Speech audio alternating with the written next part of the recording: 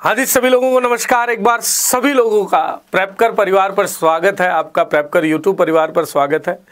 ये परिवार लगातार बढ़ता रहे, ऐसा ही आपका साथ बना रहे, इसी बात की बस आस है, उम्मीद है। और चलिए चालू करते हैं सुबह की नाश्ता सीरीज को। उससे पहले बस जो बात रोज कहता हूं वो बात फिर से कहूंगा कि सुना है आज समुद्र को उसकी लहरों पर गुमाना है। बहुत सुना है हमने कि सुना है समुद्र को आज उसकी लहरों पर गुमाना आया है। हमारी कश्ती भी वहां ले चलो जहां सबसे गहरा तूफान आया है। ना लहरों का ना तूफानों का खौफ है यारो, ना लहरों का ना तूफानों का खौफ है यारो। उसको भी तो पता चले कि शहर में मजबूत हौसलों की कश्ती लिए कोई इंसान आया है। इसी उम्मीद के साथ, इसी जोशो जुनून के साथ हम चल रहे थे राष्ट्र उद्यान, हम पढ़ रहे थे राष्ट्र उद्यानों के बारे में। और आज नंबर है जम्मू एंड कश्मीर का। कल हमने आपको सारे के सारे राष्ट्र उद्यान मध्य प्रदेश के करवा दिए थे, उनकी मुख्य मुख्य विशेषताएं करवा दी थी। तो जितने राज्य अपने हैं, चाहे 20 दिन लगे चाहे 30 दिन लगे, भाई सारे के सारे राज्य में कंप्लीट करवाऊंगा, सारे राष्ट्र उद्यान करवाऊंगा और इसके साथ साथ उनकी विशेषताएं भी बताता चलूंगा। तो एक नोट बना लीजिए सुबह के नाश्ते की सीरीज का और रोज उसमें लिखते जाइएगा 5-7 राष्ट्र उद्यान, और धीरे धीरे आपको पता भी नहीं चलेगा कि सारे के सारे राष्ट्र उद्यान आपको याद भी हो जाएंगे। बाबा, जम्मू एंड कश्मीर का सबसे पहला राष्ट्र उद्यान हम करेंगे डाचीगाम राष्ट्र उद्यान, डाचीगाम नेशनल पार्क। डाचीगाम, इसका मतलब यहाँ 10 गांव हैं। डाची मतलब 10 और गांव मतलब 10 गांव, तो 10 गांवों का एक समूह है, इसलिए इसे डाचीगाम राष्ट्र उद्यान कहते हैं। ये पश्चिमी हिमालय की जबरवान श्रेणी में है। याद रखना, यदि सवाल आपसे पूछ लिया जाए जबरवान श्रेणी के अंदर कौन सा राष्ट्र उद्यान है पश्चिमी हिमालय की, तो डाचीगाम राष्ट्र उद्यान है। यहाँ दगवान नदी का प्रवाह है, मानसर झील से निकलती है दगवान नदी। और पारिस्थितिक तंत्र यहाँ पे बात करूं तो अल्पाइन चारागाह वाले शंकुधारी वन है, यहाँ पे वो वाले पेड़ मिलते हैं, शंकुधारी पेड़ मिलते हैं आपको, इस तरीके वाले पेड़ मिलते हैं। घास के मीडो मिलते हैं, मैदान मिलते हैं, झरने गहरी नालियों के साथ साथ झाड़ीदार वनस्पति मिलती है। कश्मीरी हंगुल प्रोजेक्ट जो हंगुल चलाया जा रहा है उसके अंतर्गत यहाँ पे कश्मीरी हंगुल के लिए सबसे ज्यादा प्रसिद्ध है डाचीगाम नेशनल पार्क, डाचीगाम राष्ट्र उद्यान। जब अपने राष्ट्र उद्यान कंप्लीट हो जाएंगे तब आपको हम ये भी करवाएंगे कि कौन सा, जैसे कश्मीरी हंगुल है, प्रोटेक्टेड है, इसका क्रिटिकली एंडेंजर्ड है कि कौन सा है। ये बेहतरीन सा नजारा है डाचीगाम नेशनल पार्क का, डाचीगाम राष्ट्र उद्यान का। तो डाचीगाम राष्ट्र उद्यान में शुरुआत में ऐसे ही मीडो आते हैं, लेकिन आगे आगे चलते चलते यहाँ पे जबरवान ये वैली आ जाती है, जबरवान रेंज आ जाती है, जहां पे ये राष्ट्र उद्यान जहां के लिए ये फेमस है। भाई कश्मीरी हंगुल, ये फोटो रहा कश्मीरी हंगुल का, ये भारत में क्रिटिकली एंडेंजर्ड है। अगले यदि नेशनल पार्क की बात करूं, अगले राष्ट्र उद्यान की बात करूं तो अगला राष्ट्र उद्यान है हेमिस राष्ट्र उद्यान। इसके बारे में बहुत सारी जानकारी, आपको ये सारी चीजें याद रखनी पड़ेंगी और पूरे एग्जाम, स्वर्ग से लेकर नर्क तक जितने एग्जाम होते हैं सब में पूछा जाता है हेमिस राष्ट्र उद्यान। ये पूर्वी लद्दाख क्षेत्र में है, जास्कर के कुछ हिस्से का, ये जास्कर जो श्रेणी है उसका कुछ हिस्सा इसमें आता है।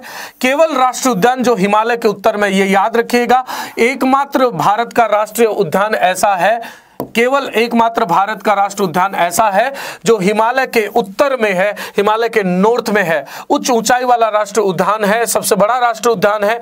यह भी याद रखिएगा, सबसे बड़ा राष्ट्र उद्यान है हेमिस राष्ट्र उद्यान। उत्तर में सिंधु नदी में मरखा सुंबा रुंबक नदी का जलग्रहण क्षेत्र भी है। पारिस्थितिक तंत्र की बात करूं तो काराकोरम पश्चिमी तिब्बती पठार है यहाँ पे। अल्पाइन स्टेपी इकोरेटिव्स, अल्पाइन वन मिलते हैं, अल्पाइन झाड़ियां मिलती हैं, घास के मैदान मिलेंगे। अल्पाइन टुंड्रा तिब्बत के रेशम मार्ग में महत्वपूर्ण गंतव्य या बिंदु हिम तेंदुए के लिए सुप्रसिद्ध है। याद रखना, हेमिस नेशनल पार्क फेमस है हिम तेंदुए के लिए, और ये बहुत ही बेहतरीन सा सूखा सूखा सा नजारा है ये हेमिस नेशनल पार्क का। यहाँ ऐसी ऐसी चीजें यहाँ पे बनी हुई हैं। ये तिब्बतियन जो लद्दाख वाले जो एरिया है जिसमें बुद्धिस्ट धर्म के अनुयायियों के यहाँ मठ वगैरह मिलते हैं, इस तरीके का यहाँ पे पारिस्थितिक प्रणाली है। अगले राष्ट्र उद्यान की बात करें तो अगला राष्ट्र उद्यान है किश्तवाड़ राष्ट्र उद्यान, किश्तवाड़ नेशनल पार्क। एक पठार पर स्थित है, चिनाब नदी के ऊपर और नागिनशिर ग्लेशियर के नीचे। याद रखना, यदि आपसे पूछ लिया जाए चिनाब नदी के ऊपर कौन सा राष्ट्र उद्यान है तो बता देना किश्तवाड़ राष्ट्र उद्यान। नागिनशिर ग्लेशियर है, उसके नीचे है। उत्तरी रिनिया नदी में दक्षिण में किब्बर नाला है और इसका जलग्रहण क्षेत्र है। यदि महान हिमालय के पूर्व मुख्य भाग में और पश्चिम में मारवा नदी बहती है। इसके पश्चिम में कौन सी नदी? नदी, मारवा नदी बहती है, और पूर्व के अंदर महान हिमालय मतलब ग्रेटर हिमालय यहाँ पे। पारिस्थितिक तंत्र की बात करूं तो शंकुधारी अल्पाइन घास के मैदान, झाड़ीदार जंगल, ये आपका टुंड्रा प्रदेश में ऐसा मिलेगा ही मिलेगा।